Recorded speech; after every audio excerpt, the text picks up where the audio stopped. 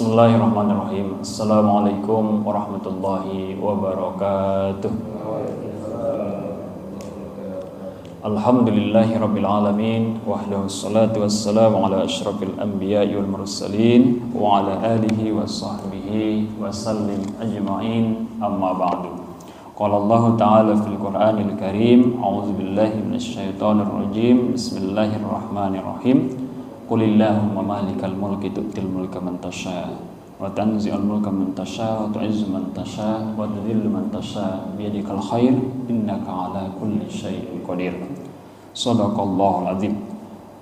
Bapak Ibu yang dirahmati Allah Subhanahu wa taala, pertama mari kita bersyukur kepada Allah pada pagi hari ini kita bisa bertemu kembali dalam acara rutinitas kita, yaitu kajian subuh yang selalu kita lakukan dalam setiap pagi setelah subuh di setiap hari Minggu. Mudah-mudahan kenikmatan yang kita dapatkan hari ini selalu kita dapatkan untuk kemudian kita jadikan sebagai wasilah sarana mendekatkan diri kepada Allah Subhanahu wa taala. Kemudian salawat dan salam Allahumma shalli wa sallim wa barik ala sayyidina Muhammadah kita sampaikan ke Nabi besar Muhammad sallallahu alaihi wasallam. Mudah-mudahan dengan seringnya kita berselawat kita mendapatkan syafaatul uzmanya di yaumil mahsyar nanti. Amin ya rabbal alamin. Bapak Ibu yang dirahmati Allah Subhanahu wa taala, kajian kita pada pagi hari ini adalah hikmah yang ketiga dalam kitab Al-Hikam li Ibni Athaillah As-Sakandari. Hikmah yang ketiga ini dalam buku Al-Hikam yang dikarang oleh Ibnu Athaillah, salah satu ulama terkemuka yang berkebangsaan Mesir. Pada topik kita pagi hari ini adalah tentang keinginan dan takdir. Maka ungkapan yang diberikan oleh Ibnu Athaillah dalam memberikan pemahaman kepada kita agar kita sadar dengan keinginan dan takdir, keinginan versus takdir ya. Kita sebagai manusia tentu punya keinginan. Maka para ulama mengatakan kalau orang yang tidak punya keinginan itu berarti sudah harus meninggal. Tempatnya bukan lagi di atas bumi lagi, tapi sudah di dalam bumi ya. Harus dimakamkan karena udah nggak ada keinginan, nggak mau makan lagi, nggak mau minum lagi, nggak ada keinginan lain. Berarti kalau kita masih punya keinginan, berarti itu tandanya Allah masih memberikan kita kehidupan. Jangan sampai kita salahkan keinginan kita. Saya sudah tua kok masih pengen alfat gitu. Masih boleh ya.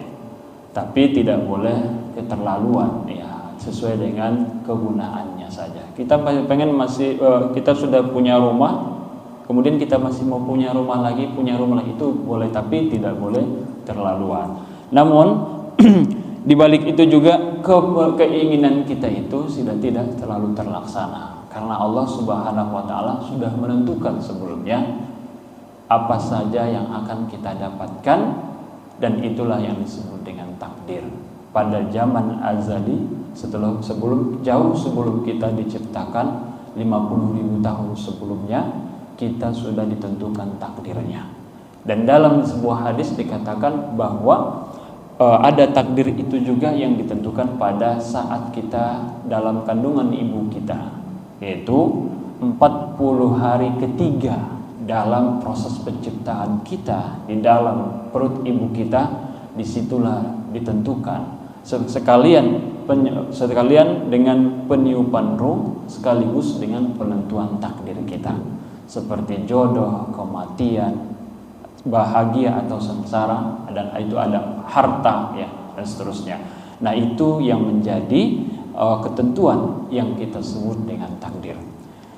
Dalam ungkapan Ibnu Athaillah ini sangat singkat namun sangat mendalam jika kita maknai, dan kita bisa menjadikan ini sebagai seperti role dalam kehidupan kita di samping Al-Quran, hadis tentunya, dan perkataan sahabat, yaitu sawabikul himam la tahriku aswarul aqdar. Ketinggian keinginan yang tinggi tidak juga menembus atau tidak mampu menembus takdir.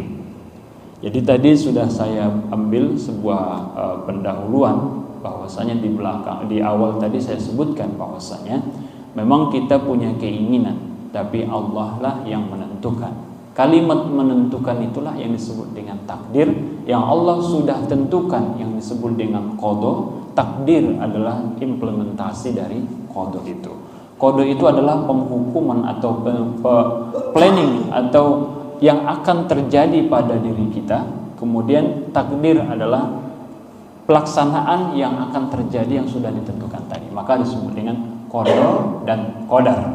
Dalam hadis panjang antara Rasulullah dan Jibril dan disaksikan oleh para sahabat, itu yang disebut dengan rukun iman yang keenam, al-iman biqada wa qadar khairihi wa syarrihi. Iman yang keenam adalah iman kepada qada dan qadar. Jadi keinginan kita itu boleh atau tidak dilarang, tapi ada ketentuan yang Allah berikan kepada kita. Seumpama dulu kita waktu masih semangat-semangatnya bekerja dan kita banyak kesempatan yang menurut kita akan berhasil, namun ada Allah punya skenario tersendiri sebelumnya yang diberikan kepada kita. Dulu kalau misalnya kita hendak melakukan ini, tentu saya akan menjadi orang yang kaya gitu ya. Atau misalkan dulu kalau saya tidak meninggalkan atau tidak menyakiti hatinya, maka saya akan menikah dengannya gitu. Dan dulu kita mulai dari SD, mulai TK, SD, SMP, SMA, segitu banyaknya perempuan dalam sekelas kita, dan kita mungkin ada tertarik 1-2 dari teman-teman kita itu, tapi akhirnya kita menikah dengan jauh dari mereka-mereka itu. Padahal mereka sangat banyak, ada ratusan, tapi tidak satu pun yang Allah takdirkan menjadi pasangan kita. Seperti misalnya ada orang kota dan ada orang kampung yang terpencil, dan Allah pertemukan mereka. Padahal di kota itu segitu banyaknya perempuan.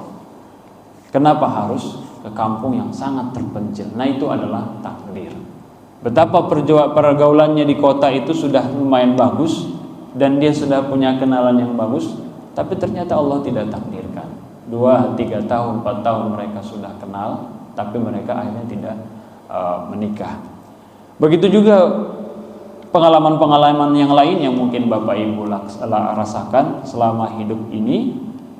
Puluhan tahun kita mengalami bahwa ada yang seperti itu. Ketika kita menginginkan sesuatu, walaupun keinginan kita itu tinggi, kita sudah berusaha dan berdoa, namun ternyata keinginan kita itu tidak tercapai, maka itulah yang disebut dengan terhalang oleh takdir. Dalam kalimat di sini Allah Ibnu Athaillah mengatakan aswar. Jadi ketinggian keinginan yang tinggi itu tidak menembus batas takdir. Batas itu artinya seperti pagar yang besar. Seperti kita sebut sebagai, kalau orang dulu adalah kastel itu ya. Jadi kalau orang mau nembus kastel itu sangat susah ya. Maka cara orang bertahan zaman dulu itu ya dengan kastel itu. Jadi bagaimana mereka menyiapkan di atas kastel itu sebagai alat penyerang, perlindungan mereka, pertahanan mereka, dan menutup pintu dengan rapat. Nah, itu yang disebut dengan kastel. Nah, begitu juga keinginan yang tinggi itu tidak bisa menembus batas takdir. Nah, kekuatannya seperti itu. Kalau diibaratkan ke pertahanan kita, pertahanan kerajaan-kerajaan terdahulu atau orang yang bertahan dalam hidupnya.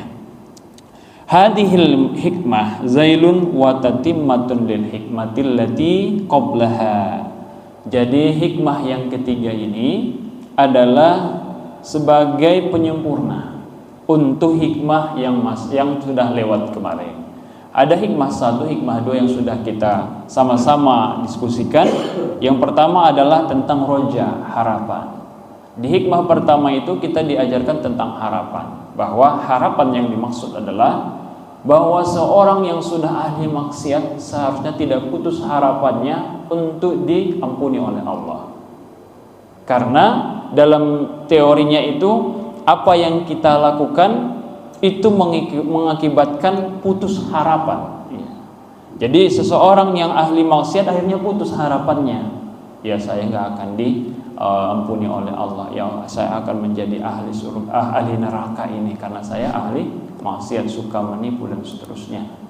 Tapi dalam ungkapan itu disebutkan sesungguhnya roja, harapan itu selalu ada. Allah itu Maha Pengampun. Maka kapanpun Anda meminta ampun, tentu Allah akan memberikan ampunan. Kemudian juga sebaliknya, ada orang yang beramal soleh dan merasa dirinya sudah abid, sudah ahli ibadah, akhirnya dia tidak mengharapkan lagi tentang rahmat Allah, sehingga dia tenang bahwa saya sudah beramal ibadah yang sangat luar biasa, sudah tinggi amal ibadah saya, sehingga saya ini pasti masuk surga. Nah, harapan yang seperti itulah yang tidak boleh. Ketika kita sudah beramal ibadah, harusnya harapan kita semakin tinggi supaya Allah memberikan rahmatnya dan kita dimasukkan ke dalam surga. Karena itu banyak di masyarakat yang merasa bahwa sudah lebih alim, lebih ahli ibadah, dan dia merasa tenang dan dia merasa jumawa bahwasanya saya inilah penduduk surga. Tentu itu adalah prasangka yang sangat salah, tindakan yang gegabah yang merugikan dirinya sendiri. Walaupun kita dalam keadaan maksiat, walaupun kita dalam keadaan ibadah, harapan kita tentang rahmat Allah tidak pernah putus, tidak boleh putus. Kemudian hikmah yang kedua, kita sama-sama kaji bahwasanya ada istilah tajrid dan asbab.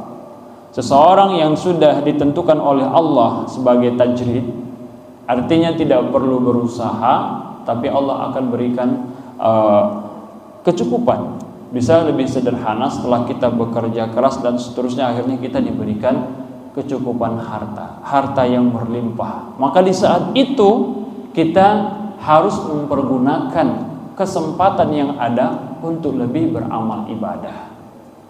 Kemudian ada yang disebutnya lepel asbab, yang kalau dia tidak berusaha tidak dapat uang.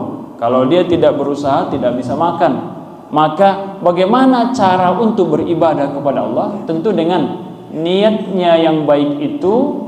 Niat yang baik itu, atau dalam bekerja itu dia jadikan sebagai ladang ibadah dia itu juga, sehingga orang yang bekerja pagi sampai sore atau bahkan malam tidak usah berkecil hati bahwasanya ibadahnya terhitung sesuai dengan gerakan dan tarikan napasnya saat dia melakukan level sebab. Kalau dia bekerja, kalau dia niatkan dengan Allah karena Allah Subhanahu wa taala, tentu itu beramal. Ya, maka orang yang selalu terikat dengan level asbab, yang harus berusaha untuk mendapatkan keinginannya, maka tentu itu tidak boleh berkecil hati, tidak boleh merasa iri dengan orang kaya yang hanya beramal ibadah dari rumah ke masjid, masjid ke rumah dan seterusnya.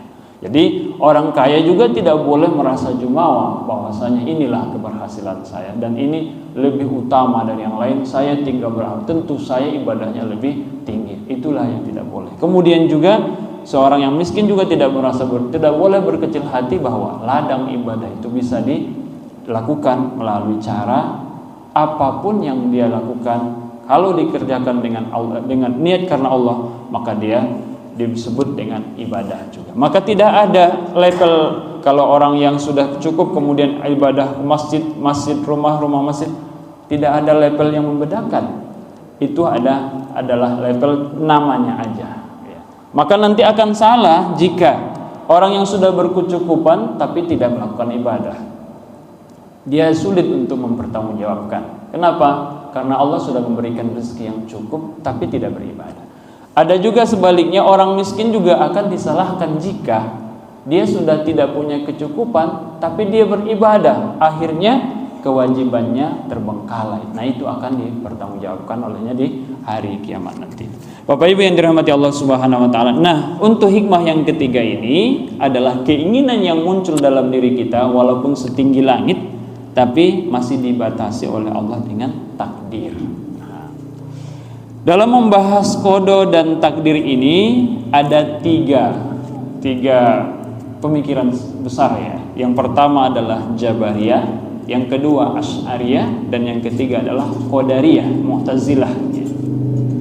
Kalau Jabariyah ini memahami qada dan qadar itu adalah ya dengan tanpa usaha apa saja yang dilakukan, ini semua adalah paksaan. Jabariyah ini ya, paksaan. Jadi apa yang kita lakukan sekarang ini, apa yang kita alami sekarang ini tidak boleh kita otak-atik ya. Apapun itu kita sudah, pokoknya udah ditentukan oleh Allah ya. Itu yang disebut dengan Jabariyah. Ada yang disebut dengan Qadariyah. Qadariyah ini lawannya, bahwa segala sesuatu yang kita nikmati sekarang berkat usaha kita dulu. Sekarang kita bisa punya rumah, punya mobil, punya keluarga yang baik, punya tempat yang bagus, ada masjid yang begitu nyaman dan seterusnya. Itu berkat usaha saya. Itu yang disebut dengan Qadariyah sama Mu'tazilah.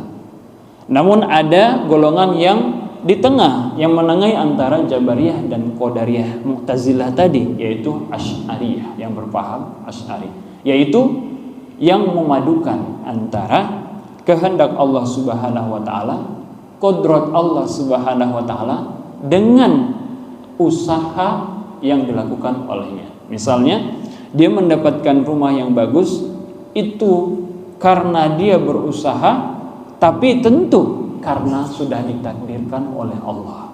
Dia masih punya keyakinan bahwasanya kalaupun dia berusaha, bisa jadi kalau Allah tidak takdirkan mendapatkan hasil yang memuaskan, bisa jadi loss, bisa jadi tidak mendapatkan keinginannya. Nah, inilah yang disebut dengan paham Asy'ari atau di Al-Maturidi yang sudah pernah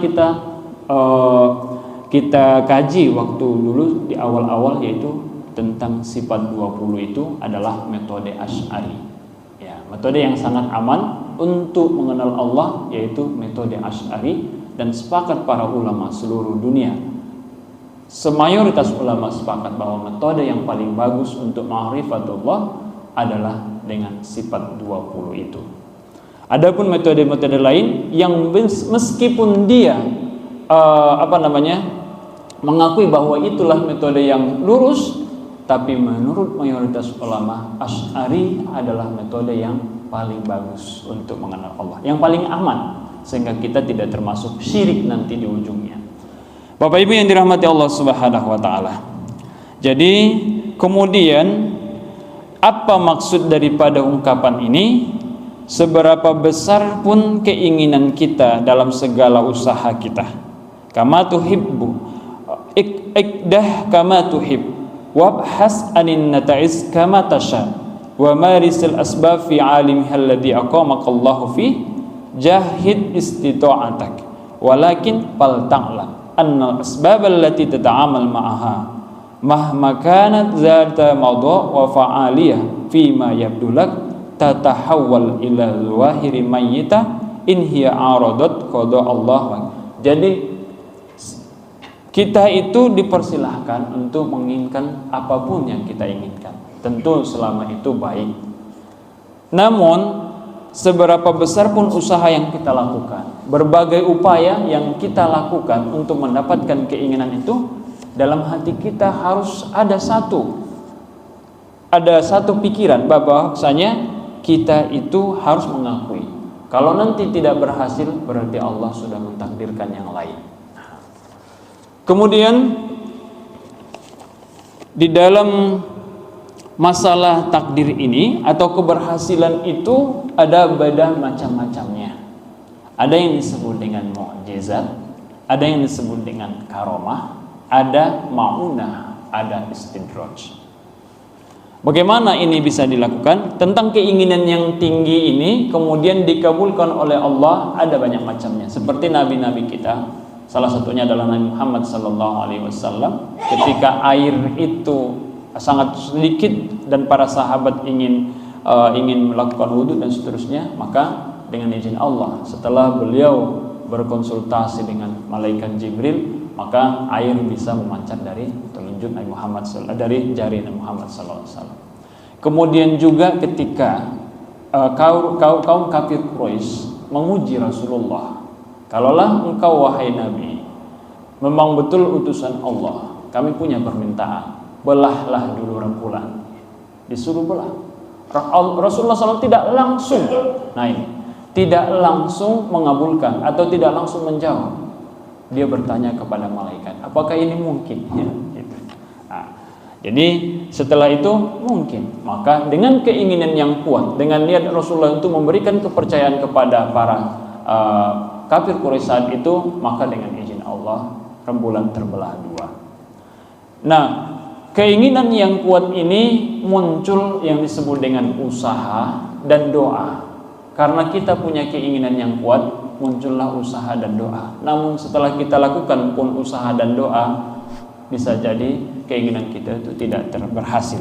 Dan kalau Nabi menginginkan sesuatu dan itu dikabulkan oleh Allah, itu disebut mukjizat, bukan karena kesaktian Nabi. Itu adalah keinginan yang ditakdirkan, yang dikehendaki oleh Allah Subhanahu. Yang melakukan itu adalah Allah. Kemudian ada wali.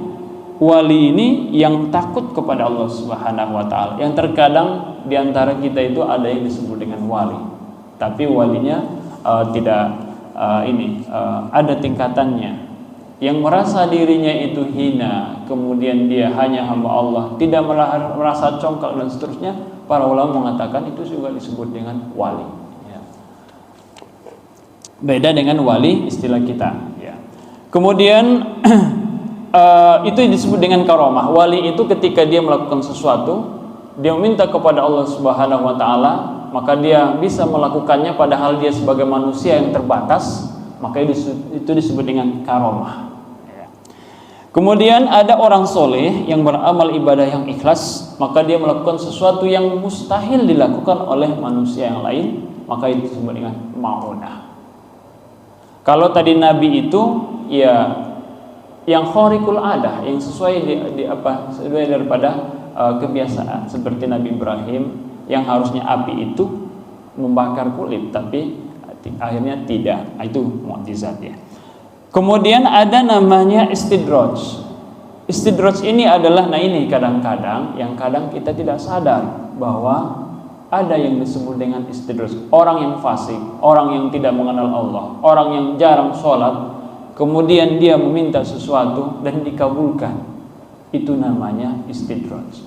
Orang yang ahli maksiat, orang yang koruptor, hidupnya jadi enak ya. Hidupnya jadi sempurna menurut kebanyakan kita, mulus aja, padahal dia ahli maksiat, suka korupsi, suka menipu orang lain, kalimatnya tidak pernah dia sombong, itu disebut dengan istidraj. Artinya Allah memberikan segala sesuatunya kepadanya tanpa tidak melihat bahwa dia maksiat atau tidak, tapi tunggu nanti di hari akhirat akan semakin banyak pertanggungjawabannya. Maka seorang yang berusaha untuk menjadi orang yang soleh, lalu kemudian mendapatkan kehidupan yang menurut kita sulit ya. Ternyata kita udah sholat, puasa segala macam, namun kehidupan begini-begini aja gitu ya. Udah tanggal 25 udah was-was dan seterusnya. Seperti apa kok nggak ada ketenangan dan seterusnya. Nah itu gara-gara Allah memberikan kita nikmat yang memang bisa kita pertanggungjawabkan.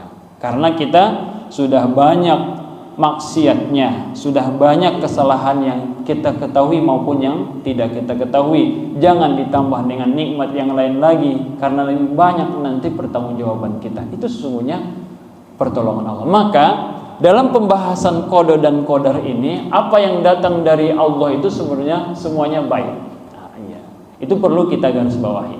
Meskipun itu musibah, tapi kita dalam manusia ini adalah bisa menilai mana yang baik, mana yang buruk menurut versi kita. Tapi kalau menurut Allah semuanya baik. Ada ayatnya, Allah itu bizallamin lil abd. Saya lupa ayatnya. Allah itu tidak pernah menzolimi hambanya. Dan di hadis yang sudah pernah kita pelajari juga bahwasanya di situ disebutkan jangan zolimi orang. Allah aja yang maha kuat tidak pernah menzolimi hambanya. Nah, jadi apa yang kita dapatkan, yang kita rasakan hari ini itu dari Allah Subhanahu wa taala dan itu baik. Maka dalam hadis dikatakan ajaban li amril mu'min, istimewa untuk perkara orang yang beriman. Kalau dia mendapatkan nikmat dan dia bersyukur, bertambah kebaikan. Kalau dia mendapatkan musibah, kejahatan, sesuatu yang jelek dari Allah menurut kita manusia, lalu dia bersabar, itu bertambah kebaikan. Artinya apapun itu yang diberikan Allah, itulah yang terbaik. Kita sudah berusaha, kami yang anak muda berusaha untuk menang PNS, ASN, tapi nggak pernah lolos. Itu udah yang terbaik, ya gitu ya.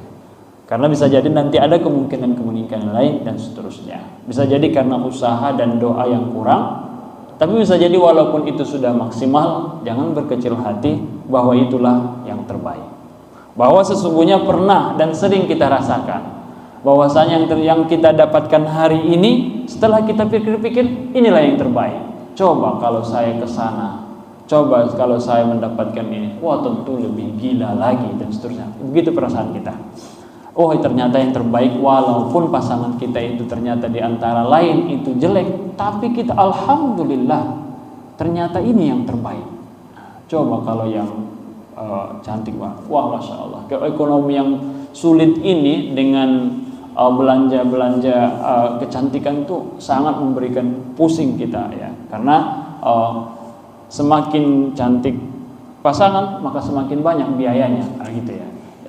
Maka kita pikir-pikir, alhamdulillah, ya, alhamdulillah ternyata kita dimudahkan. Kita hanya satu kredit motor aja, ya gitu, ya. Semakin banyak gaya, maka saya lupa apanya hukum fisikanya ya. Semakin banyak aksi, ya, semakin was-was. Bapak Ibu yang dirahmati Allah Subhanahu wa taala. Tapi itu perlu kita garis bawahi dan dijadikan sebagai metode kita, karena itu dari Rasulullah sallallahu alaihi wasallam dan juga dari Al-Qur'an. Allah tidak pernah menzalimi kita. Itu harus kita garis bawahi. Meskipun musibah atau kesakitan yang kita alami itu yang terbaik. Bahkan di dalam hadis-hadis kita pernah mendengarkan bahwasanya seorang sahabat yang sakit, demam, dan dia bilang tabban. Tabban itu artinya sahabat ini ketika dia kunjungi Rasulullah, dia bilang tabban, saya kalau bahasa kita brengsek ini, demam lagi. Rasulullah mengatakan, bersyukurlah demam, karena setiap demam kamu itu bisa menghabiskan tandanya Allah mengingat kamu dan bisa menghabiskan kejahatan yang kamu pernah lakukan, dosa-dosa yang. Maka kalau kita sakit, itulah yang terbaik. Tapi tetap kita berdoa bahwa sehat itulah yang terbaik buat kita, ya. Bapak Ibu yang dirahmati Allah Subhanahu wa taala. Kemudian di dalam mendapatkan rizki ini, kita disebutkan, diajarkan di sini bahwasanya ada yang perlu kita patuhi dan perlu kita ingat bersama. Dalam sebuah hadis dikatakan bahwasanya mayyaro anna rizqa minallahi wal kasbi, ya. Jadi mayyaro anna rizqa minal kasbi, siapa yang menganggap bahwasanya capaian rizki yang telah dia dapatkan sekarang ini karena usahanya, fahuwa kafir, ya. Itu dalam hadis, ya, kalau tidak salah bunyinya begitu. Jadi siapa yang menganggap bahwa keberhasilannya sekarang adalah karena jerih payahnya dan dia lupa karena Allah, itu disebut kafir. Kemudian yang kedua, mayyaro anna rizqa minal kasbi, mayyaro anna rizqa minallahi wal kasbi. Jadi kalau orang itu beranggapan bahwasanya rizki yang didapatkan itu dari Allah dan usahanya, fahuwa syirik, maka dia disebut dengan orang yang syirik.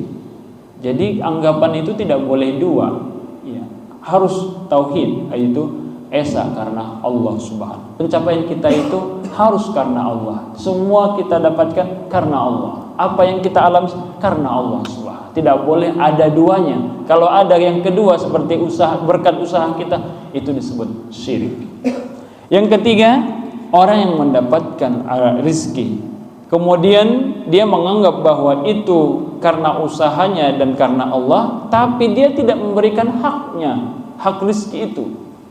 Karena di dalam Al-Quran, lisaili hakum ma'lum, bagi peminta-minta adalah hak yang sudah ditentukan.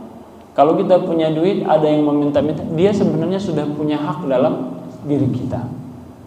Nah tentu kita harus, maka orang yang tidak sudah mendapatkan rezeki kemudian tidak memberikan hak-hak rezeki itu, tidak memberikan bagian-bagian kepada yang lain, maka disebut dengan fasik, ya. Fasik, ya. Kemudian orang yang mendapatkan rizki dan itu murni karena Allah Subhanahu wa taala, fahuwa muwahhid, ya. Maka orang yang mendapatkan rizki, keberhasilan sekarang, kekayaannya, ketenteramannya, keluarganya dan seterusnya, itu karena Allah, itulah orang yang bertauhid. Nah, itulah orang yang mengesahkan Allah. Maka tidak ada kata lain kecuali karena Allah Subhanahu wa taala. Dan ini sangat sulit karena ego kita, kemudian kita merasa berpengaruh dan seterusnya, dan itu berjalan di masyarakat kita. Masalah tentang infak selalu disinggung dalam kepengurusan. Masalah dengan duit selalu diurus dan seterusnya. Kemudian juga pengaruh itu kalau masjid tidak saya urus dulu, itu nggak tahu masjid itu seperti apa. Ya. Dulu kalau dia tidak saya kasih beasiswa, wah kayaknya dia sudah jadi gembel. Anak itu orang yang syirik, ya. Bahkan bisa jadi kafir, ya. Nah, kalau kita menganggap seperti itu, bahwa semuanya karena Allah Subhanahu wa taala, tentu kita tidak akan mengharapkan imbalan dari orang lain kecuali dari Allah Subhanahu wa taala. Tapi yang kita lakukan hari ini, yang kebanyakan manusia itu, inilah yang kurang, yang sulit untuk dihilangkan. Masalah pengaruh ini, ya.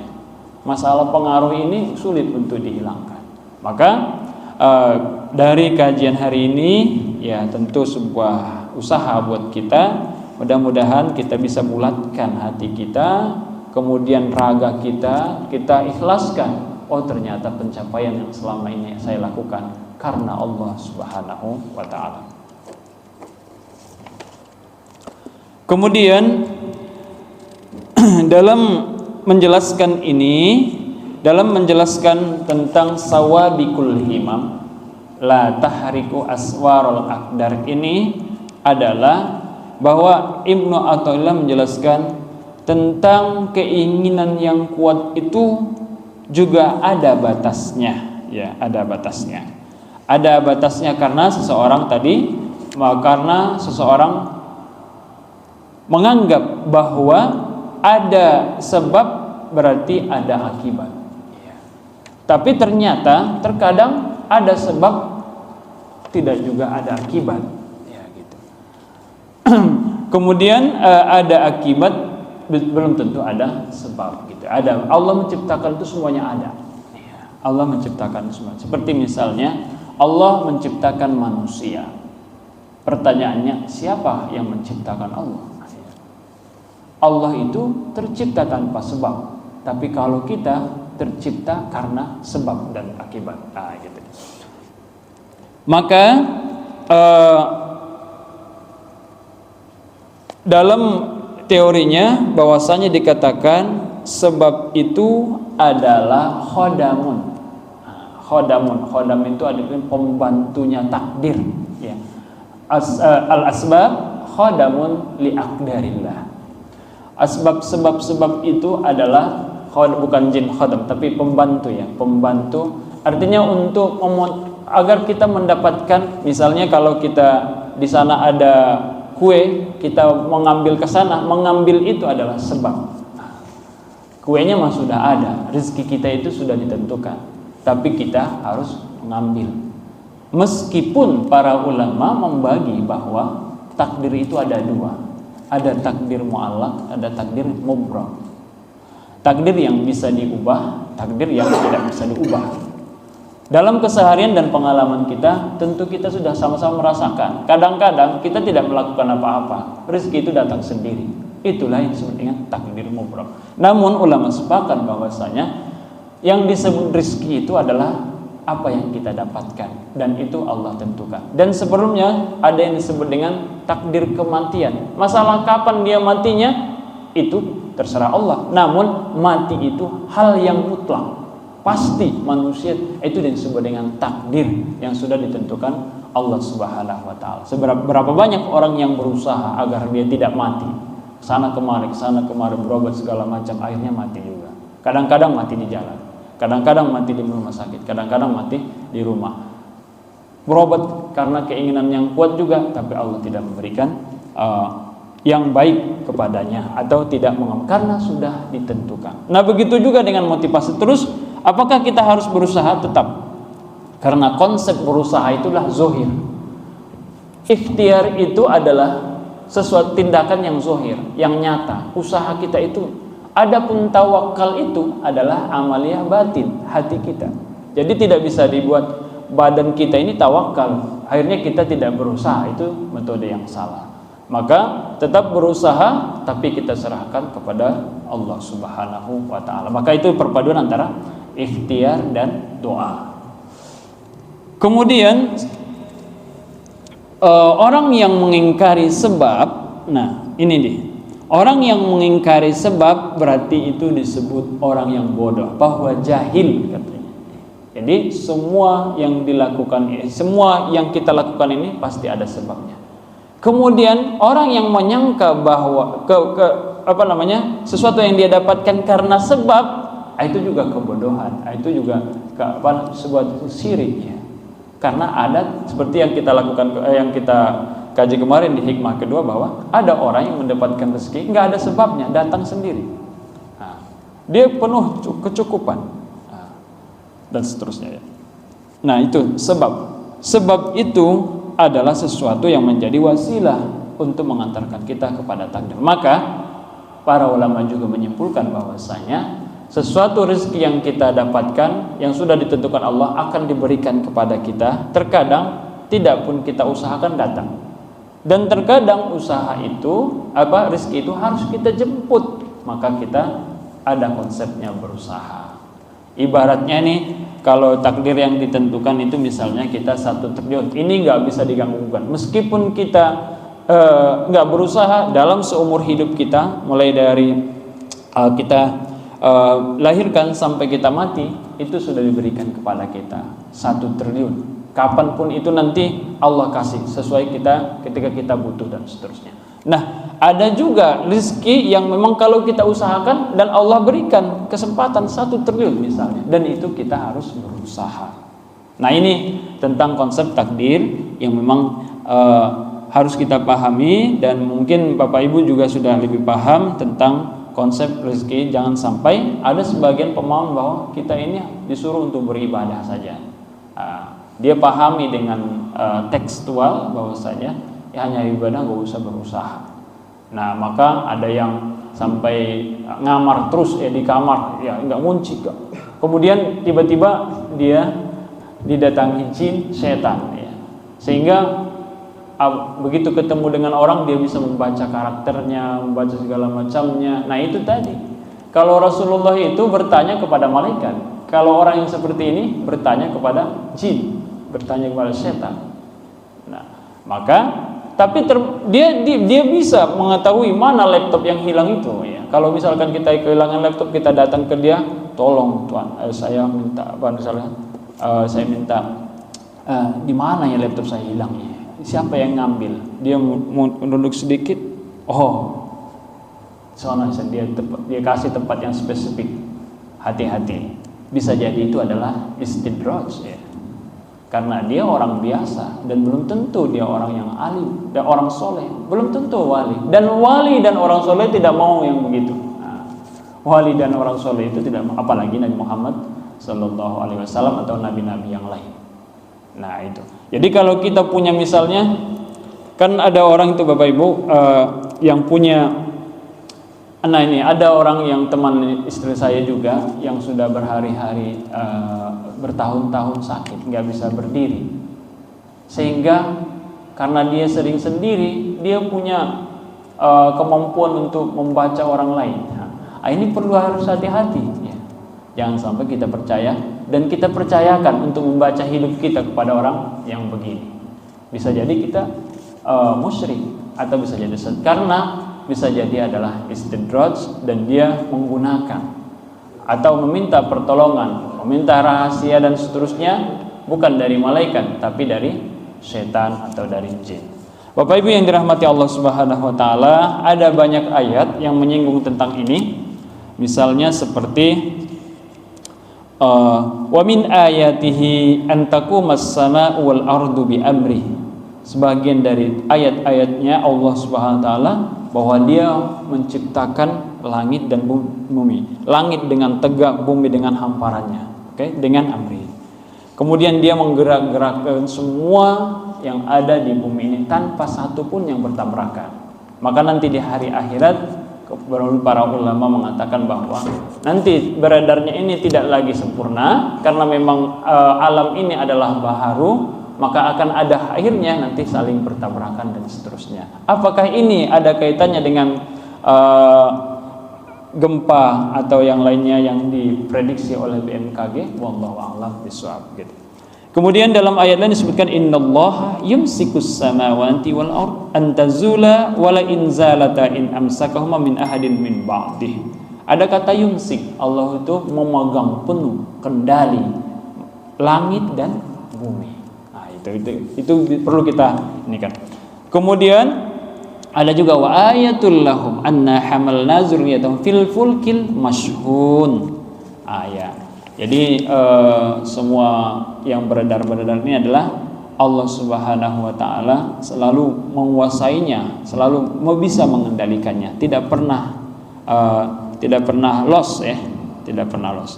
Kemudian ada banyak ayat lain misalkan wa qadara rabbuka alla ta'budu illa iyyahu wa bil walidaini ihsana gitu. Ada lagi misalkan tulijul laila fin nahar wa tulijul nahara fil lail wa yukhrijul mayyita minal hayy wa yukhrijul mayyita minal hayy wa tarzuqu man tasha bighairi hisab innaka ala kulli syai'in qadir dan seterusnya.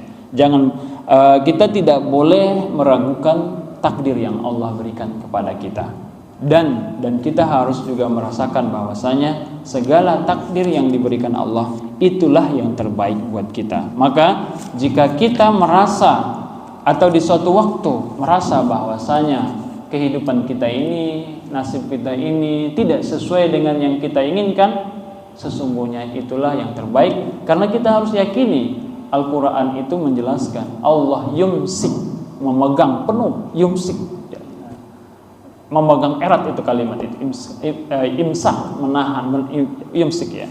Kemudian juga mengendalikan, takum, selalu hadir ya, kapanpun itu dalam setiap detik kehidupan kita Allah hadir. Maka tentu kita harus tenang dan harus paham, karena kalau kita tidak paham, stres sendiri, akhirnya banyak yang kehilangan akal dan seterusnya.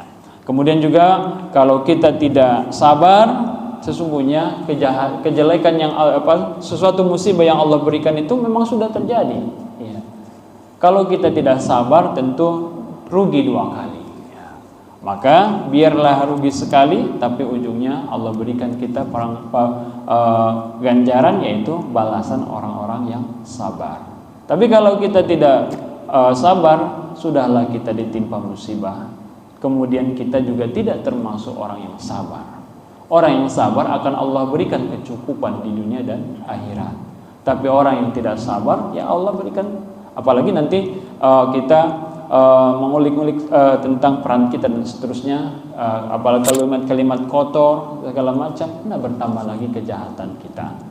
Amal kejahatan kita bertambah, akhirnya kita menderita dunia dan akhirat.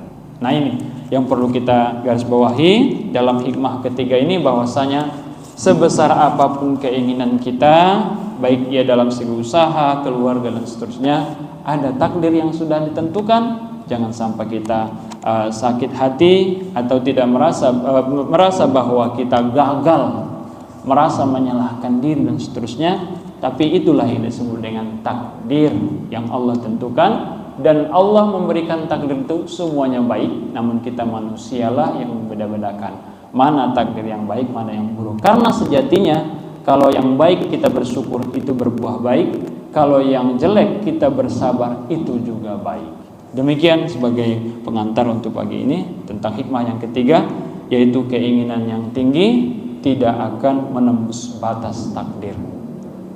Saya berikan kembali kepada Anda.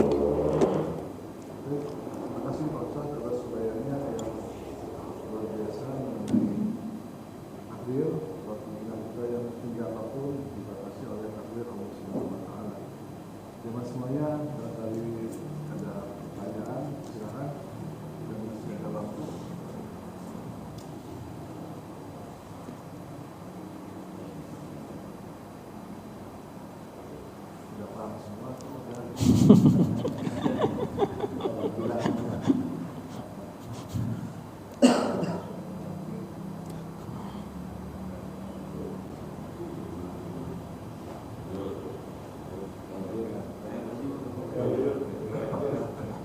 Pak, buka. Biasanya setelahnya ada lagi.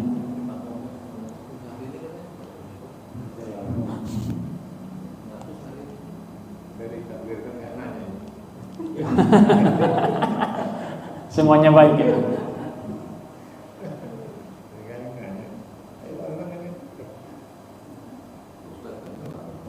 Iya Pak.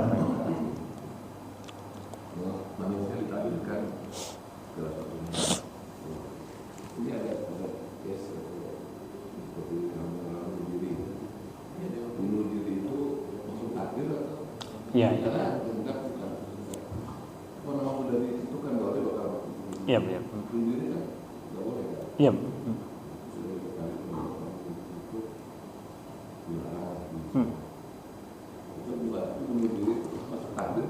Iya, oke. Makasih.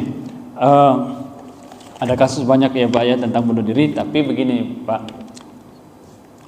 Dalam surah Asy-Syams, fa'alhamaha fujuraha wa taqwaha. Allah memberikan dua pilihan, ada yang fujur, ada yang takwa. Dalam keseharian kita itu bukan berarti Allah menciptakan yang jelek, tapi Allah menciptakan untuk mengajari kita. Misalnya sering kita dengar bahwa lama-lama kita mengatakan untuk mencapai kebahagiaan rumah tangga itu, kalau istri kita lagi negatif, kita positif. Maksudnya begini, begitu kita pulang kerja, tiba-tiba kita sudah capek segala macam, tiba-tiba kita lihat nasi nggak ada yang masak segala macam, kemudian dia ngomong-ngomong, itu artinya apa? Dari ayat fa'alhamaha fujuraha wa taqwaha itu kita disuruh pilih apakah kita mau ribut atau tidak nih. Nah, maka caranya adalah dengan kita sambut dengan positif. Oh, ternyata kamu capek ya. Itu memang agak sulit ya. Tapi memang konsep ini kalau kita jalankan nggak jadi ribut. Nah, begitu kira-kira. Jadi itu pilihan, bahwa kehidupan kita ini itu pilihan. Allah memberikan konsep dengan sedemikian rapinya, tapi tanpa menyalahkan dan menyudutkan orang yang bunuh diri. Tapi Allah memberikan konsep yang Allah terang benderang, kalau kamu mau sukses ini, kalau mau ini. Tapi nanti kalau kamu tidak sukses, padahal kamu sudah jalankan, jangan berkecil hati. Takdir sudah begitu, ya gitu. Nah, kebanyakan yang orang yang bunuh diri itu dia langsung stres dan seterusnya, akhirnya dia dihinggapi oleh setan, selesai. Ya. Nah, ada seorang bidan yang langsung berbicara kepada kepada ibu saya yang sedang sakit. Ya. Jadi ibu saya ngomong bahwasanya, waduh, saya ini udah sakit-sakitan terus udah 4 tahun, kepada bidan itu. Kayaknya seperti mengeluh lah. Jadi bidan itu bilang, masalah kita itu beda-beda Bu, ya gitu ya. Jadi masalah kita itu beda-beda. Kalau ibu masalahnya sakit karena memang tua, wajar. Kalau saya karena anak muda, masalahnya rumah tangga. Rumah tangga ini, ngomong bidan ini sudah baru bercerai. Iya. Jadi melihat tali itu sesuatu yang sangat indah gitu, tertarik gitu. Kalau dia melihat tali pengen lilitin kayak apanya gitu. Nah, kalau tidak didasari dengan iman, selesai Pak. Jadi kalau konsepnya dengan iman, maka dia akan terhindar dari segala kejahatan. Dan kalau dia masalah takdir, di ujung di ujung hadis yang dan bercerita tentang takdir, inna ahadakum, yang seterusnya itu kita sudah belajar waktu itu, sudah pernah kaji hadis arba'in itu, bahwasanya 40 pertama nutfah, 40 kedua mudghah, 40 ketiga izam, tulang dan seterusnya, dan itu ditiupkan ruh dan ditentukan takdirnya, dan di situ dibahas sesungguhnya orang yang ahli ibadah sekalipun, kalau dia ditakdirkan dia masuk neraka, maka di akhir hidupnya nanti dia akan berbuat maksiat dan akhirnya dia su'ul khotimah. Sebaliknya, jika orang itu bermaksiat segala macam, gak pernah sholat segala macam, tapi kalau dia ditakdirkan masuk surga, di akhir hidupnya dia akan berbuat baik dan dia husnul khotimah. Itu berbicara tentang pahitnya takdir. Namun takdir itu kalau menurut daripada hadis Rasulullah bisa diubah dengan doa. Tapi kalau bunuh diri itu tidak bisa disebutkan takdir. Bisa disebutkan takdir tapi sesuatu yang bisa diubah, yaitu dengan doa, dengan ilmu, dengan pengetahuan yang kita ada. Jadi jangan sampai gampang stres, jangan sampai menimbulkan sesuatu, ini karena kesalahan aku, ini karena memang alam tidak berpihak, semuanya tidak, akhirnya buntu, stres. Maka kalau memang dia bunuh diri, bisa jadi dia sudah ditakdirkan. Namun sebenarnya tadi kalau kita berbicara tentang takdir itu bisa dibagi dua, ada takdir mubram, ada takdir muallaq, sesuatu yang kita. Dan Allah juga tidak sesadis itu, bahwa kita belum apa-apa dan tidak tahu apa-apa sudah ditakdirkan masuk neraka ternyata, gitu ya. Nah, kalau begitu kita memahaminya bahwa walaupun ternyata nanti saya ibadahnya bagus, kalau Allah takdirkan kita masuk neraka, ya masuk neraka, ya nggak usah beribadah, salah dalam itu. Atau sebaliknya, kalau saya sudah beribadah ini pasti masuk surga, belum tentu juga. Maka usaha yang bisa kita lakukan adalah bagaimana kita menerapkan konsep-konsep itu, konsep Islam itu, bahwasanya kalau kita menjalankan sesuatu, Allah memberikan dua jalannya. Dalam ayat lain, fa'alhamaha fujuraha wa taqwaha. Allah memberikan ilham, sekelebat dalam hati kita. Oh, ini yang baik, ini yang buruk. Maka bunuh diri itu tetap bukan hal yang dan tidak kita sebutkan bahwa inilah takdirnya, ya. Tidak. Tapi kita bisa berusaha agar kita tidak terjerumus kepada. Dan Allah dan Rasulullah itu memberikan semua tips-tips agar kita hatinya bersih, bisa menerima, tidak ada hasud dan seterusnya. Kadang-kadang itu yang menyebabkan seseorang mengambil jalan pintas. Ya udah, saya hadiri seperti yang kemarin, bahwa bunuh diri ternyata dia orang luar negeri itu adalah hal yang biasa. Dan itu merupakan haknya, hak individunya. Kalau kita orang muslim, itu hak Allah. Tidak ada satupun termasuk diri kita yang boleh membunuh diri kita. Kalau orang yang non muslim orang barat itu ternyata mereka merasa bahwa itu adalah haknya. Asal jangan membunuh orang lain. Itu kira-kira. Jadi kita tidak bisa menyandarkan itu memang takdir pilihannya, tidak juga bisa, karena orang yang bunuh itu adalah fasik, ya. Sangat besar akibatnya karena membunuh diri sendiri. Bahkan itu kenapa seperti misalkan sesuatu yang membahayakan diri kita itu haram. Maka kenapa ada fatwa merokok itu haram? Itu juga asal-muasalnya karena membahayakan diri. Kenapa begadang itu terus-menerus jadi bisa haram? Ya gara-gara bisa membahayakan diri kita. Itu kira-kira. Demikian, Pak. Ada yang bisa menambahkan, mungkin bisa jadi. Persilahkan.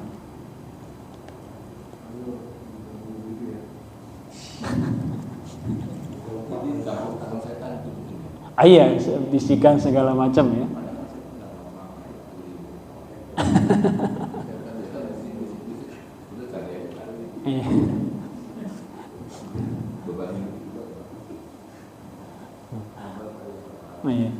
Kalau orang modern sekarang tidak pakai tali lagi ya Pak ya, udah banyak cara Pak ya. Saya lihat untuk membunuh sapi juga udah bisa dengan kejut mati Pak, tanpa harus disembelih Pak, ada alatnya. Iya, untuk membunuh diri itu juga udah ada bukunya, panduannya supaya berhasil ya. Karena ada banyak orang yang bunuh diri gagal Pak. Dan terlalu lama. Iya. Dan anak-anak sekarang itu juga punya YouTube atau punya game yang membunuh orang itu dalam hitungan detik. Tidak terlalu lama, di 10 detik mati gitu Pak. Ada Pak caranya Pak di sini tuh, saya Masya Allah ngeri banget Pak.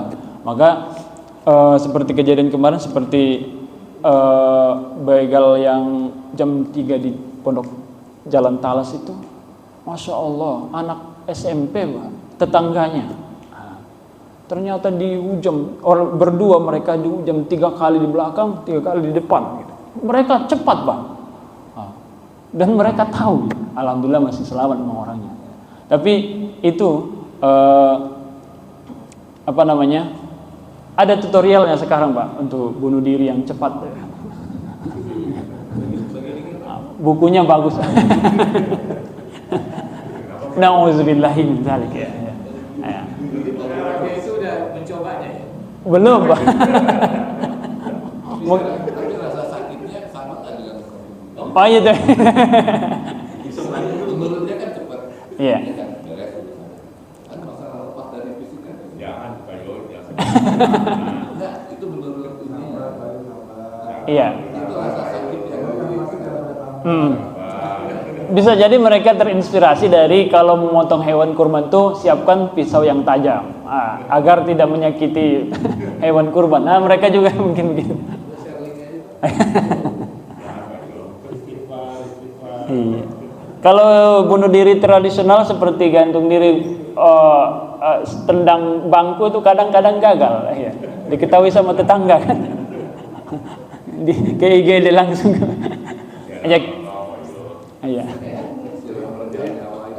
Jadi berarti proses itu. Iya. Nah, kalau bunuh diri mau cepat supaya nggak sakit, bunuh diri kan. Iya. Orang bunuh orang yang Iya, betul. Tapi kan awal itu rasa. Iya. Namanya rasa itu. Iya. Jadi kalau kita bunuh diri kita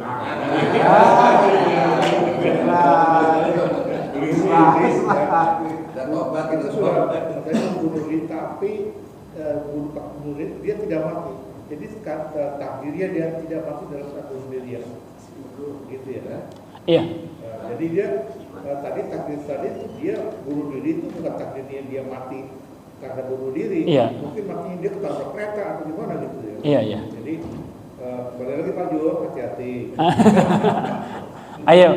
Sebenarnya enggak takutnya gitu. Tadi Ustaz bilang takut diketawain tetangga. Iya. itu otak manusia. Iya. Segala sesuatu pengen yang cepat. Iya. Dia baik kan. Iya. Menurut dia kan artinya dia akan sakit lama. Lebih baik pulang. Udah saya Mati. kayaknya penasaran besar. Nanti akan mulai sakit ketika diberikan ada suntik mana?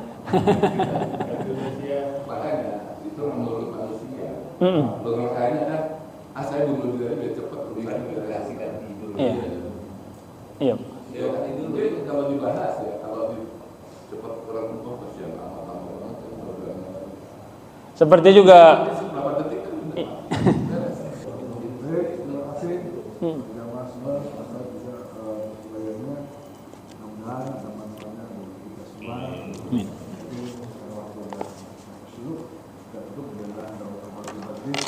Subhanakallahumma bihamdika asyhadu an la ilaha illa anta astaghfiruka wa atubu ilaik.